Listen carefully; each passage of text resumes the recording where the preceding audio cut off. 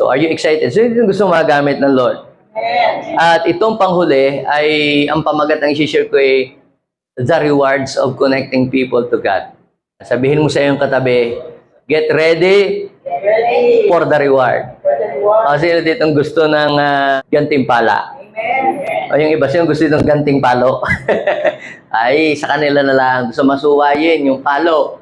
Pero yung gantimpala, doon sa mga masunurin sa kalooban ni Lord. Kung papaano na yung pong mga organization, mga business owner, yung mga kagaya ng mga schools, yan. Kapag ang kanilang mga tao nila ay nakapag-perform ng maganda at naging tapat doon sa kanilang mga task, sa kanilang mga assignment, yung mga company owner, di ba, yung mga business manager, mga nagbibigay po sila ng mga reward sa mga taong mga tapat sa kanilang mga trabaho, mga tungkulin, yung mga agency na mga taong nila, nagbibigay sila ng mga something na to appreciate yung kanilang kasipagan, katapatan. How much more pagdating sa Diyos? Kung yung tao nga nag-a-appreciate, nagbibigay ng reward kapag meron kang nagawang maganda sa iyong trabaho o kaya yung school. Pag ikaw ay may nagawang maganda sa school, nagbibigay sila ng award, ng reward. Ay di lalo na kapag may maganda kang nagawa kay Lord. Ako ay naniniwala, si Lord ay hindi pahuhuli pagdating sa pagbibigay ng reward. At ito, ang gusto kong malaman ninyong lahat, nothing can compare to the reward that God has prepared to those who are doing His mission. Kaya sabihin mo sa iyong katabi, get ready for the reward. Sabi po sa aklat ng 1 Corinthians, chapter 15, verse 58. Pakinggan niyo po itong maigi. Basahin natin nga. 1, 2, 3, go! Kaya nga, mga kapatid, magpakatatag kayo at huwag matitinan. Bakit? Kasi, hindi naman madaling mag-akay. Madali bang mag-akay o mahirap? Tapatan tayo. Tatanungin ko kayo, madali bang mag-akay o mahirap mag-akay? Ba't wala kayong maakay? Kung sinasabi ninyong madaling mag-akay. Tatanungin ko kayo, madali ba ang mag-akay o mahirap ang mag-akay? Be honest, madali o mahirap? Bakit? Maraming persecution Pag nag-aakay ka sa Panginoon, maraming mga Totoo ba yan? Mga ganun. Maraming kontra, maraming mga pilosopo, maraming mga tumatanggi, maraming nire-reject ka. Kaya sabi ng Panginoon, magpakatatag kayo. Dahil si Jesus, nung siya ay pumunta dito sa lupa, ay tinanggihan din, nireject din siya. Si Jesus na huyo, ikaw pa babaga? Gumagawa na nga si Jesus ng miracle. Di ba? Nagpapagaling na. Nire-reject pa Pero alam niyo po ba, kung kayo po ay nireject ng mga taong iniimbitahan ninyo, hindi po kayo ang nireject nila. Si Lord ang kanilang nireject. Dahil sabi ng Biblia, ang sino man tumanggi sa inyo ay hindi kayo ang tinanggihan, kundi ako. Bakit? Because the enemy is always trying to hinder people to come closer to the Lord.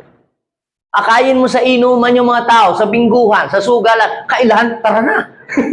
Ang bilis, di ba? Pero bakit pagdating sa Panginoon, ang hirap akayin? Ang daming mga alibay. You know, alibi is just a lie. Hindi, ganito, pupunta ako doon, pupunta dyan, ganito. Di ba? Kasi po, ito po ang totoo niyan. Kapag tayo ay nag-aakay ng mga tao papalapit sa Panginoon, yan po ay spiritual battle. Sabihin natin, spiritual battle.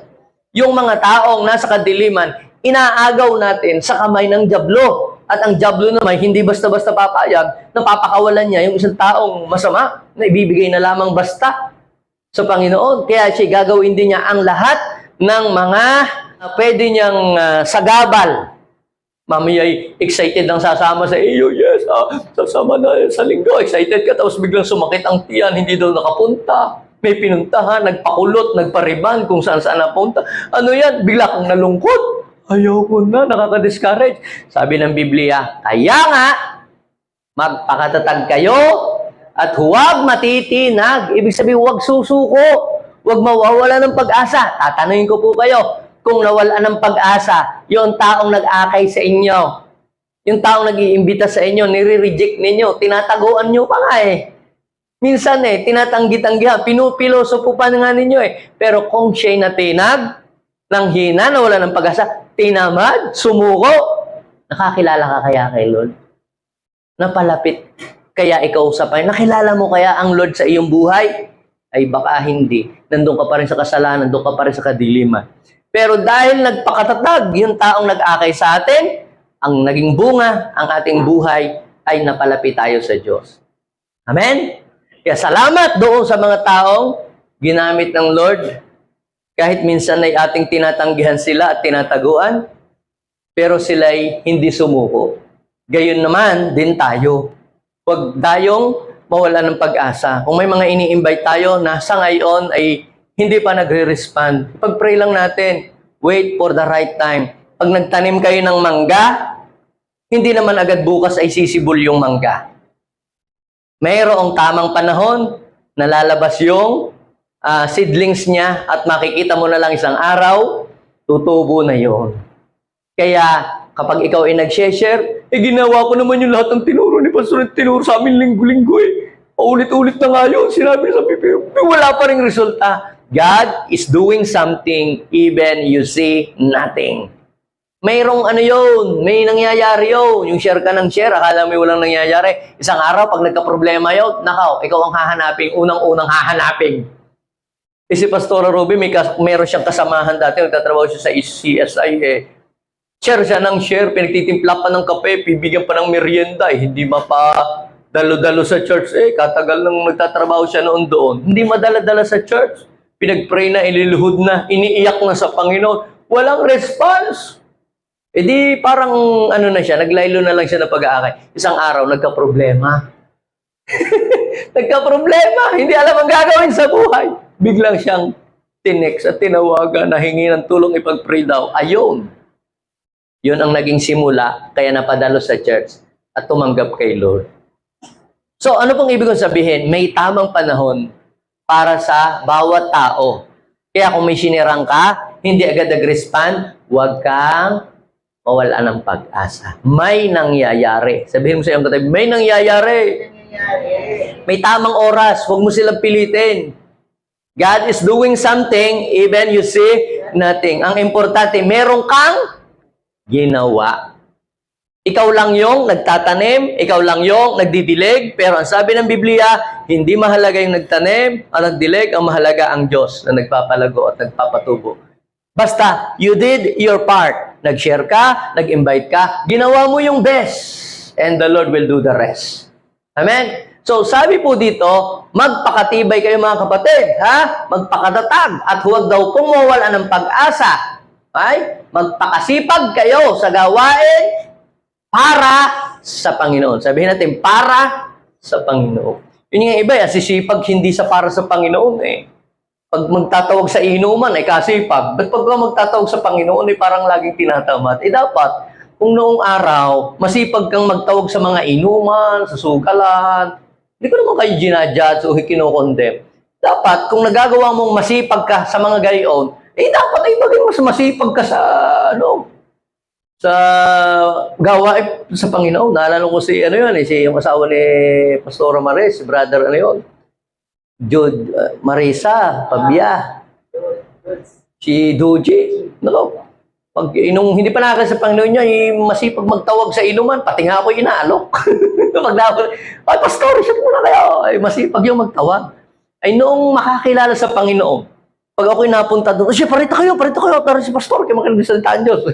Ay, tinatawag yung mga pamangkin, yung mga tao, makinig daw ng salita ng Diyos. Ibig sabihin, kung masipag ka dati sa pag-iimbita para yung mga tao ay dalahin mo sa pagkakasala, ay bumawi ka ngayon. Sipagan mo rin. Bumawi ka sa ang mga tao ay dalahin mo siya sa Panginoon. Noong araw nung ako hindi pa masyadong malalim sa Panginoon, yung mga kaklase ko noon inaaya akong wag na lang pumasok, magkating classes, masipag akong, para hindi lang akong mag-isang hindi na natin. Huwag na tayong umaten sa ganitong subject, ginagayon ko yung mga klase. Ay kung ako'y masipag dati sa pag-iimbita ng mga taong noon na huwag nang umattend at magkating classes na lang, ay nung makakilala ka sa Panginoon, ay dapat na may sipagan mo din naman na ang tao madadala din sa paglapit naman sa Panginoon. Are you following me? Bakit? Ano bang mangyayari sa atin? Papapala ko dyan ng mga pag-i-invite na ganyan. Sabi po dyan, iyamang alam ninyong hindi nasasayang ang inyong pagpapagal para sa Kanya. Sabihin mo siyang katabi, lahat ng ginagawa mo para sa Diyos, hindi nawawala ng kabuluhan. Sabi niya sa English, sa NIV, our labor in the Lord is not in vain. Pwedeng hindi napapansin ng iyong pastor, ng iyong nanay, ng iyong tatay, ang mga kabutihang ginagawa mo. But I am telling you, basta't ya'y ginagawa mo para kay Lord, pasok yan sa banga. Counted yan sa langit. Amen? At humanda ka sa mga reward na ipinrepare ng Diyos para sa iyong ginawa, para sa Kanya. Gawin mo ang isang bagay, hindi para kay pastor. Huy, mag-akay tayo, nakakahiya naman kay pastor, para walang masabi. Hindi niyo sa akin ginagawa yan. Hindi kayo nag-aakay dahil para walang masabi si pastor, nakakahiya naman, linggo-linggo na lang isinir yung mag-aakay daw kami. Hindi ho ninyo ginagawa yan para sa akin. Ginagawa ninyo yan para kay Lord. Di ba sabi? Your labor in the Lord. Pag ginawa mo ang isang bagay para sa tao, bakit? Ako na may masipag, ako na may gumawa nito, gumawa ng ganyan. Ba't wala akong reward? Tanong ay ito, kanino ba ginawa yun? Kanino bang labor mo ginawa yun? Baka naman yan ay para kay sister. Baka naman ikinagpapasikat lamang, kaya mo ginawa yun. So, hindi yung labor in the Lord. Ang labor in the Lord, yung ginagawa mo isang bagay para maparangalan ang Diyos sa iyong mga ginagawa. Amen? That is labor in the Lord. Now, pag-usapan natin ang ilang mga bagay na nabanggit sa Biblia. How we can receive, how we will receive the reward coming from God when we connect people to God.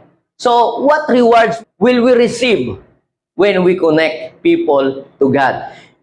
Kapag ikaw ay nagkukonek ng mga tao sa Panginoon, hindi yan nawawalan ng kabuluhan, hindi yan nawawalan ng kasaysayan.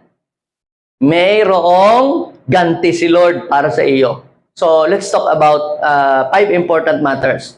Number 1, God's presence goes with you. Kapag ikaw pala ay nag-aakay o nagkukonek ng mga tao, naglalapit ng mga tao, papalapit kay God, si God ay sasama sa iyo. Si God ay babakapang ka.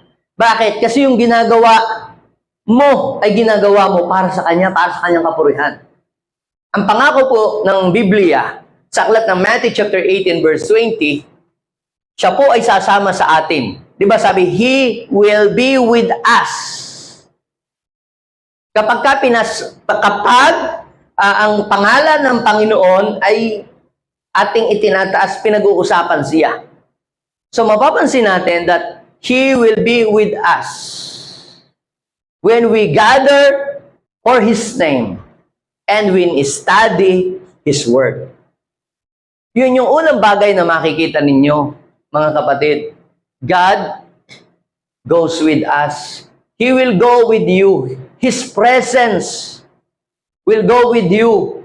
Kapag iniipon mo yung mga tao at isineshare mo ang pag-ibig ni Lord. Ang pangako ng Biblia, Matthew 18:20. If there are 2 or 3 gather in His name, there I am with them. Hindi mo siya nakikita physically, pero ang pangako ng Diyos, basta! Sabihin mo siyang katabi, basta! Basta! Nagtitipon-tipon kayo. Hindi tanduay, hindi matador, kundi si Jesus, ang kanyang pag-ibig, ang kanyang pagpapala, si Lord ang naanto. Amen?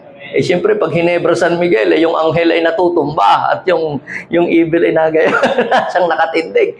Kaya mamaya, magsusuntukan na yun. Kasi kaaway ang naandun eh. Ano ho? God's presence will go with you. And aside from that, ang pangako ng Panginoon sa Matthew chapter 28 verse 19, 20, He will go with us until the end of the age. Diba sabi mo, humayo kayo, ganyan mga alagad ko ang mga bansa. Turuan nyo sila ng salita ng Diyos, bautismuhan. At sabi niya, ako'y kasama-sama ninyo hanggang sa dulo ng mundo, until the end of the age. Basta't ang ginagawa mo ay yung mga tao, idadalhin mo sa Panginoon, makakaasa. Iyan ang pangako ng Diyos eh. Ang pangako ng Diyos, I am with you always, until the end of the age. At pagkasama mo ang Diyos, mga kapatid, nandun ang kanyang pag-iingat, ang patnubay at ang pag-alalay niya sa iyo. And then aside from that, He will confirm His word. Patutunayan niya ang kanyang mga salita na sinasabi mo. When you say to the people na ang Diyos nagpapagaling, pag ipinag-pray mo, kikilos ang Diyos. Ang Diyos ay nagpapala, papatunayan nga ang Diyos na ang siyang ay nagpapala. Ang Diyos ay gumagawa ng miracle, papatunayan nga ng Diyos yun. Kasi sinasabi mo ang salita niya. Kapag sinabi mo ang Diyos ay bibigay ng kapayapaan, ginamitan mo pa ng verse, papatunayan nga ng Diyos yun. Bibigyan nga ng Diyos ng kapayapaan. Pag sinabi mo ang Diyos ay nagpapalaya, papatunayan nga ng Diyos yung, papalayain nga ng Diyos yung mga tao na sinisira mo sa salita ng Diyos. Sabi po sa Mark, chapter 16, verse 20, pumunta daw po yung mga alagad ng Panginoong Jesus at sa iba't ibang lugar. Tapos anong ginawa? Nag-share daw po ng Word of God. Tapos anong sabi? Tinulungan sila ng Diyos. God will go with you when you go. He will prove His Word when you preach. Sabihin mo nga sa iyong katabi, God will go with you. God will go with you. When you go, and He will prove His Word His word. when you preach. Pag sinabi mong ang Diyos po ay nagbabago ng buhay, ay babaguhin nga ng Diyos ang buhay ng mga tao na sinasabihan. Eh syempre, huwag naman yung intayin mong isang kisap mata. Tararan, ba't payat pa? Ba't ano pa rin, may bilbil pa rin. Hindi naman yun ang ibig sabihin noon. Makikita mo, at as the times goes by, punta ka ng punta, share ng share, may naiiba sa buhay niya. Na may naaayos. Mayroong improvement. Kasi pinapatunayan ng Diyos ang kanyang mga banal na salita. So, aside from that, pangalawa pong reward, you are storing up treasure in heaven. Sino dito ang gusto niyang magkaroon ng kayamanan sa langit? Wala ka nang kayamanan sa lupa, tapos sa langit, wala ka pa rin kayamanan? O, sino dito ang gusto ng kayamanan sa langit? Sino dito ang gusto ng kayamanan sa lupa? Amen. Ako, pastor, sa langit na lang. Ako naman, pareho. Gusto ko, may kayamanan na dito sa lupa. Pagdating naman sa langit, dapat may kayamanan ka rin. Siyempre, bakit kailangan mo ng kayamanan sa lupa? Paano ka mag-aakay ng mga tao kung wala kang pera? Pag wala kang pera, hindi ka papansinin. Kita nyo, sa Pasko, mamigay ka lamang ng regalo. Nako, yung mga tao lalapit sa iyo. Ay mag-share ka ng salita ng Diyos. Yung mga tao makikinig, kinig na kinig sa iyo. Lalo kung makapagbigay ka pa ng mga pamerienda. Ano po ba sabi ni Lord?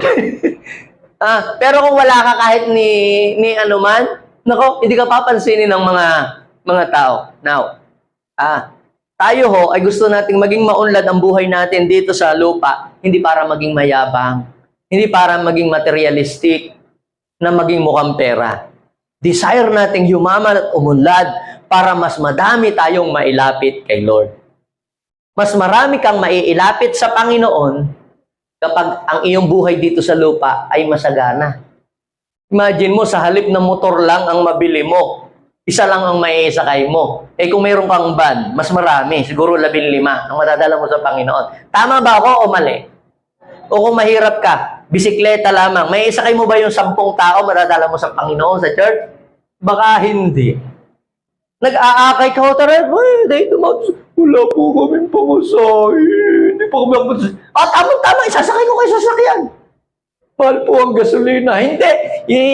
Ano yun? Electric. Oh. So, ano bang ibig kong sabihin? Pag maunlad ka dito sa mundo, pwede yang maging kasangkapan para mas marami kang maiilapit sa Diyos.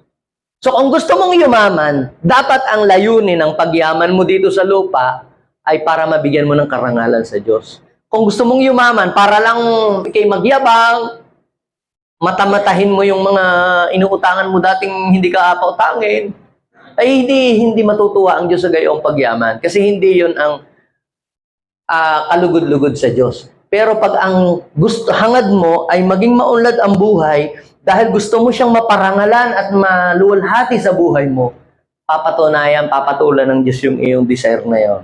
Amen? So, ngayon naman, kapag tayo ay nagninegosyo, kapag tayo nag-i-invest sa mga stock market, bumibili ng gold, mataas ang gold ngayon, bumibili ng mga lupa, ng mga bahay, at ipapamana mo sa iyong mga anak, mga lupain, sasakyan. Ang tawag dyan, kayamanan, nag-iimpo ka ng kayamanan dito sa lupa. Yung kayamanan yan, iipunin mo, iiwanan mo, hindi mo madadala sa langit. Pero sabi ng Biblia, sa Matthew chapter 6, verse 20 and 21, tinuro doon, but store up for yourselves. Sabihin mo sa iyong katabi, for yourselves. Hindi para sa akin. Kanya-kanyang ano tayo dito ha, kanya-kanyang impok. Hindi, pastor, ikaw na lamang, pwede bang ako bigyan hatian mo na lang pagpunta ako sa langit. Ayan, sabi ng Biblia, for yourselves, para sa sarili nyo. Okay, sabi doon, but store up for yourself treasures in heaven where moths and vermin do not destroy, and where thieves do not break in and steal, for, basahin yung 21, for where your treasure is, there your heart will be also.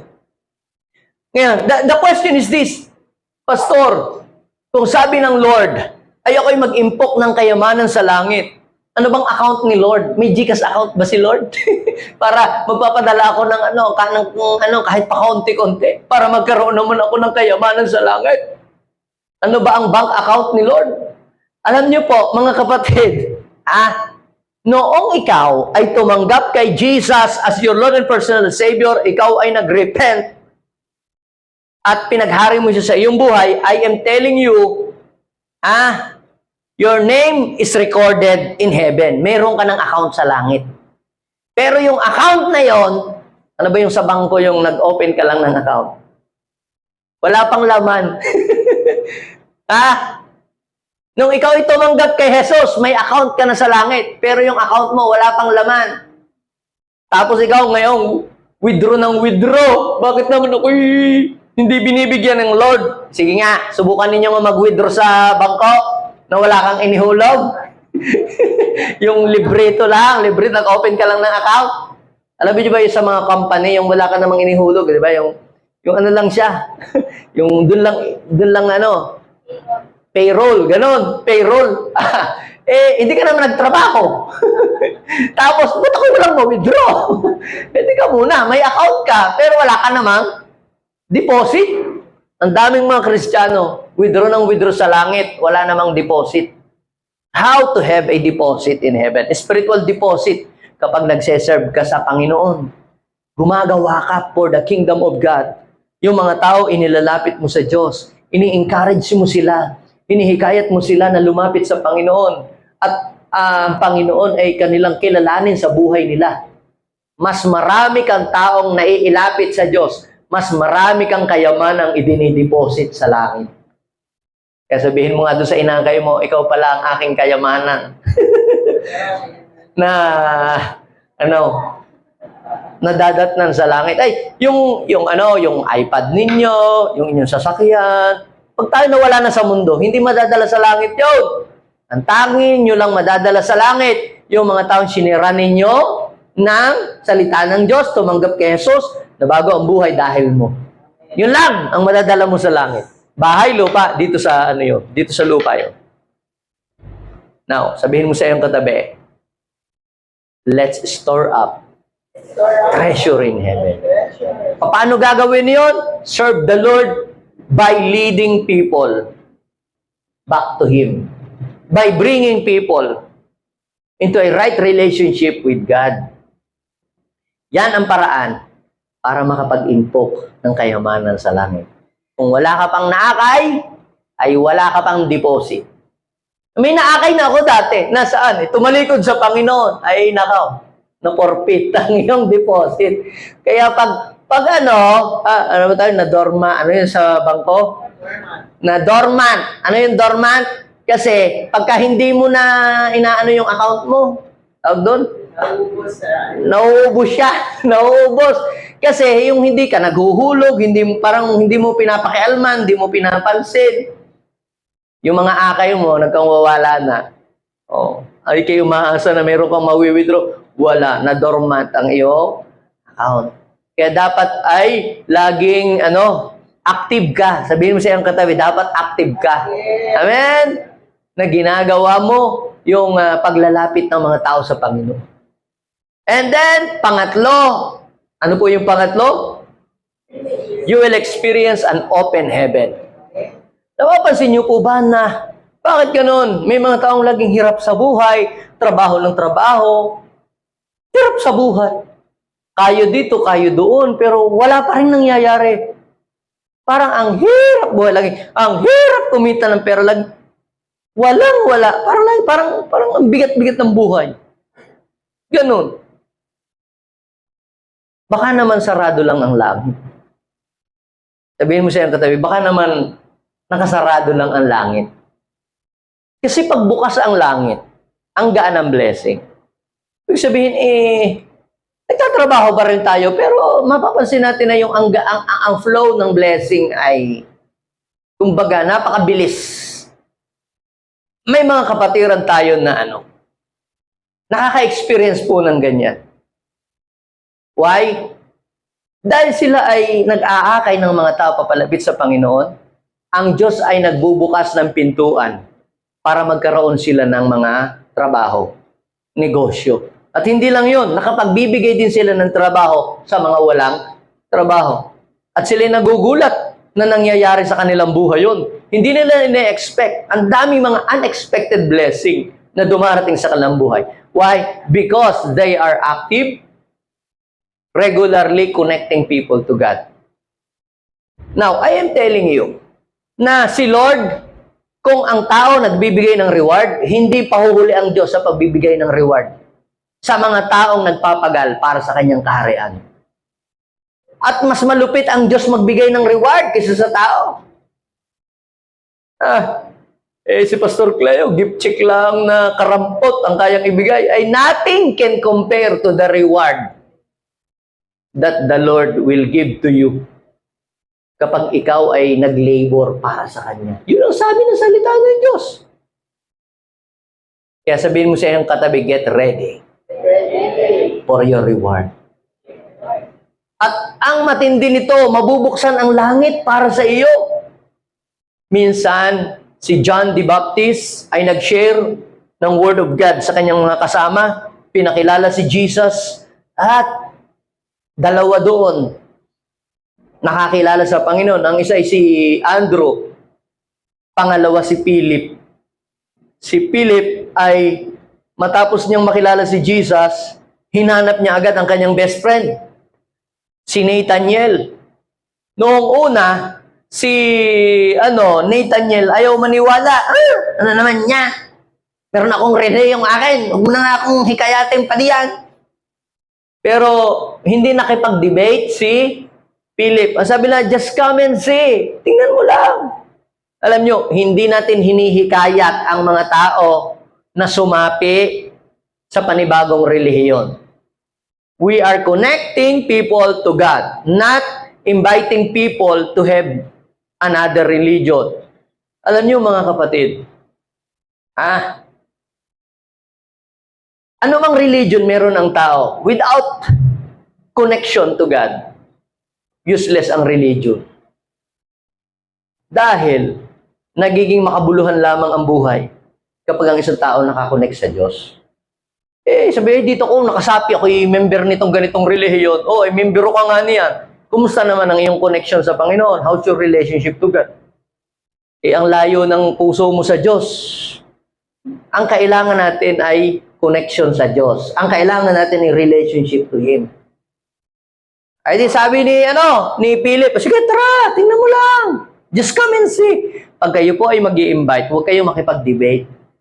Huwag ninyong pulala, pangit nyo sa inyo, hindi aircon, dito na kayo. Diba?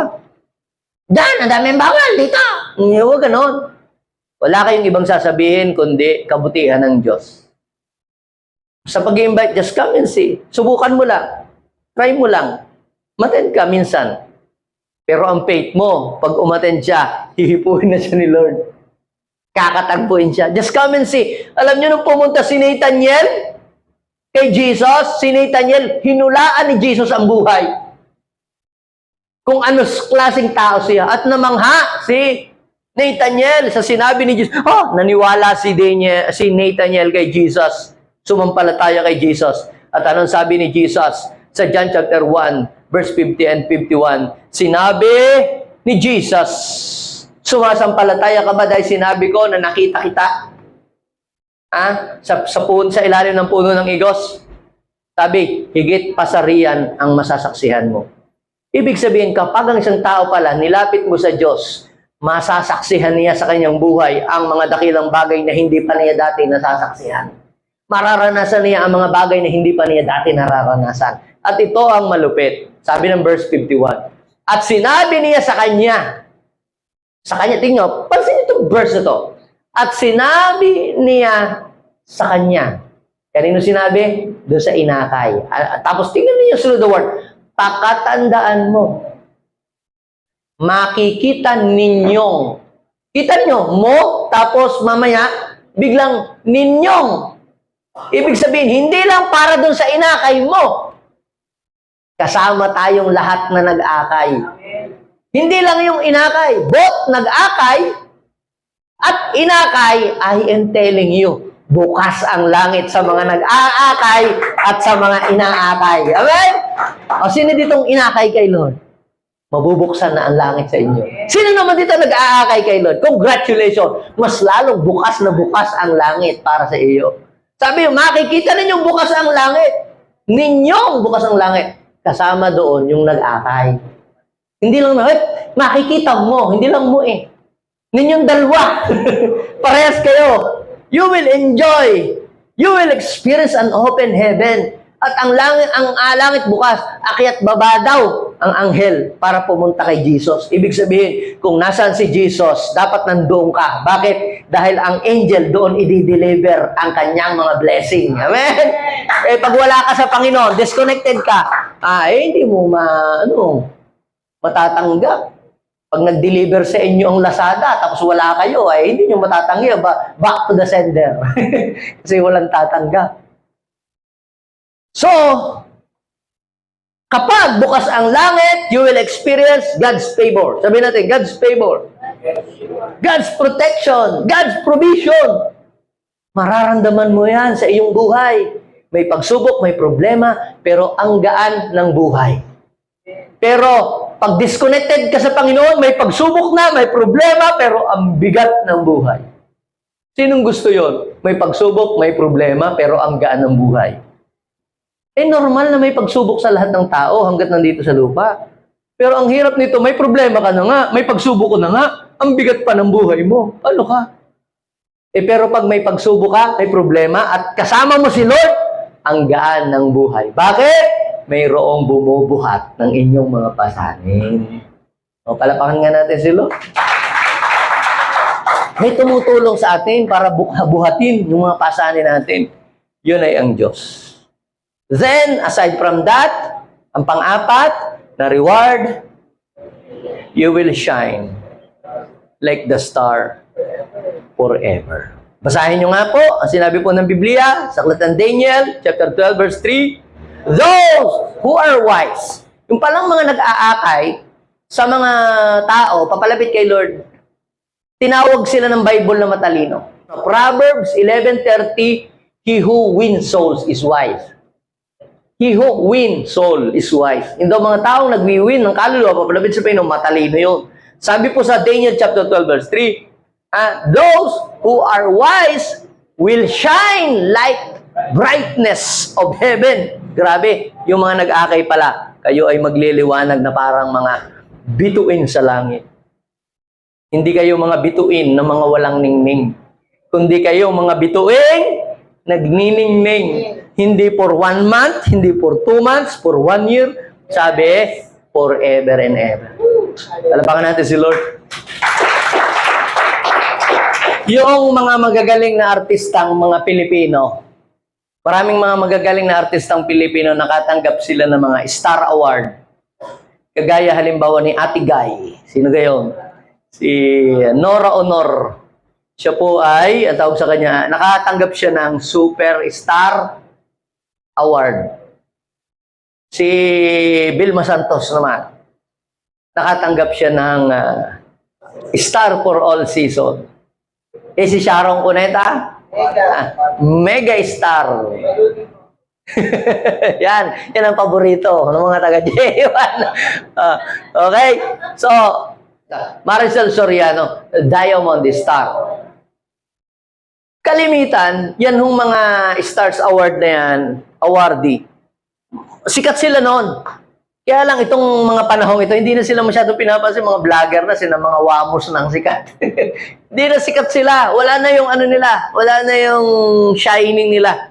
Kumbaga, ang tunay na ningning, hindi yung pag nasa entablado ka, ang tunay palang maningning, yung mga taong nakakilala kay Lord, yung mga taong nakaranas ng presence at mga taong nag-aakay papalapit kay Lord. Kaya sabihin mo sa iyong katabi, those who are wise will shine like the star. Sino yung mga wise? Yung mga taong nag-aakay ng mga tao para mapalapit sa Diyos. Ang sabi ng Panginoon, you will experience His light like a star forever and ever. And last, ito, you will receive unfading crown in heaven. Sino ho ditong sumali na doon sa mga, yung sa mga piyestahan, yung mga coronation, hindi nyo pa nasubukan? O sa school, di ba, yung may, ano ba tawag doon? Yung money, yung padamihan ng pera, tapos biglang kayo ay kukunin kayong muse. Ako dati, sinali doon ng aking uncle ay may lalaki pala, may corona, tapos yung ay padamihan ng pera. Ako ho'y natawag doon, nabigyan ng crown. Parang king noon tawag doon Parang mayroong sa school, fundraising project. May corona, nasa bahay ho, wala nang kupas-kupas na. Yung wala na siyang shining. Parang kinalawang na nga, pala itinubog lang sa silver, yung crown. Noong pong third year high school, tsaka po fourth year high school, naka-receive ako ng Artist of the Year Award. Gold medal na binigay ng school kasi nagdala daw ako ng karangalan sa school sa larangan ng art. Kasi pagka po yung mga contest sa drawing, mga contest, painting, ako'y sumasali. At sa awa naman at habag ng Diyos ay nananalo naman, nakapagbibigay ng karangalan sa school. So, every recognition day, nakakatanggap po ako ng medal. Yung medal ko sa bahay ngayon, puro alikabok na wala na yung pala, tinubog lang sa para bumukhang ginto. Pero mas madami ang kalawang. Hindi na siya, nag-fade na yung niya. Yung, ano ba tawag doon? Yung parang glitters na nagniningning. Wala na yon. Alam niyo po ba mga kapatid, dito sa lupa, kapag ka po ating inaspire at hinangad, yung crown dito sa mundo, lahat yan lilipas, lahat yan kumukupas, lahat yan nawawala ng silbi. Pero I am telling you, yung ginawa mo sa Diyos will never be in vain. Your labor in the Lord will always shine forever and ever. Sabi ng Bible, sa aklat po ng 1 Peter, dito po ako mag-e-end. Sabi doon, alagaan nyo ang mga kawan ng Diyos na pinagkatiwala sa inyo. So yung po mga taong inakay natin, dila natin sa Panginoon, kailangan natin silang alagaan. We have to take care of them. Huwag nating hayaan na sila mawalay kay Lord. mawala at maligaw ng landas. Sabi doon ay alagaan ninyo ng maluwag sa loob at hindi napipilitan lamang. Iyan ang nais ng Diyos. Gampanan ninyo ang inyong tungkulin, hindi dahil sa kabayaran, kundi gusto ninyong makapaglingkod sa Kanya. The kind of service that God is expecting to us ay hindi yung mamigay lang tayo ng Diyos ng tinapay tuwing linggo. May mas mataas na klase ng paglilingkod na hinahangad ang Diyos para sa atin. Anong klaseng paglilingkod yon? Yung mga tao, dalahin natin papalapit sa Kanya. Yung ikaw ay magsilbing tulay para yung mga tao ay makakonect kay Lord.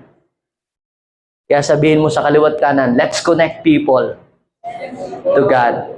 Let's help other people to find their way back to God. Let us reach out those far from God. Are you ready? Don't miss the reward that God has prepared for you. Let us pray. Father, thank you so much. I believe may mga tao kang hinipo dito para ipagamit ang kanilang buhay. Lord, minsan nang napalayo ang buhay namin, minsan nang nawalan kami ng direksyon, minsan nang nawalan kami ng kaugnayan sa iyo. But God, today, nasumpungan mo kami, nakilala ka namin. And we are praying today, God, gamitin mo rin kaming instrumento para yung iba na wala pang kaugnayan sa iyo ay magkaroon ng kaugnayan.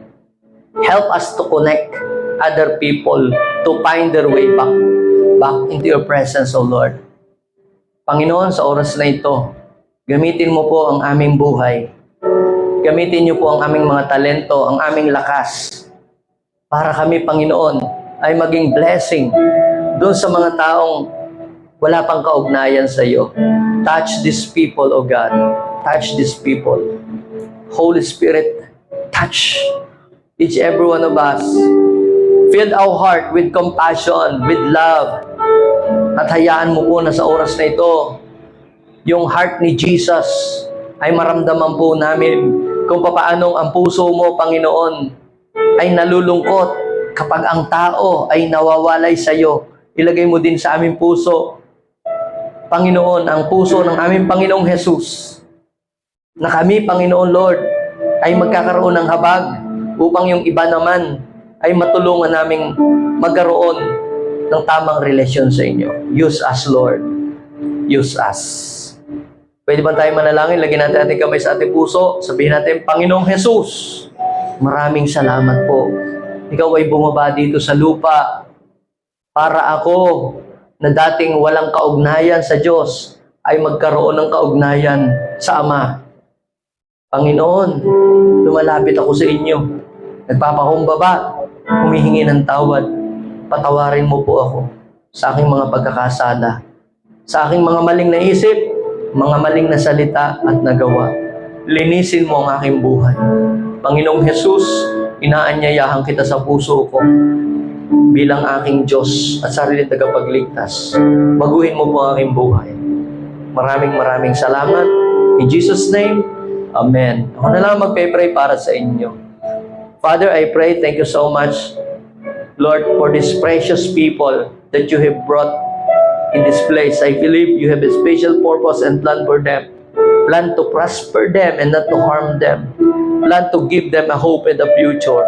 Lord, I pray, lahat ng kumunik sa inyo ngayong araw na ito, mababago ang sitwasyon ng kanilang buhay.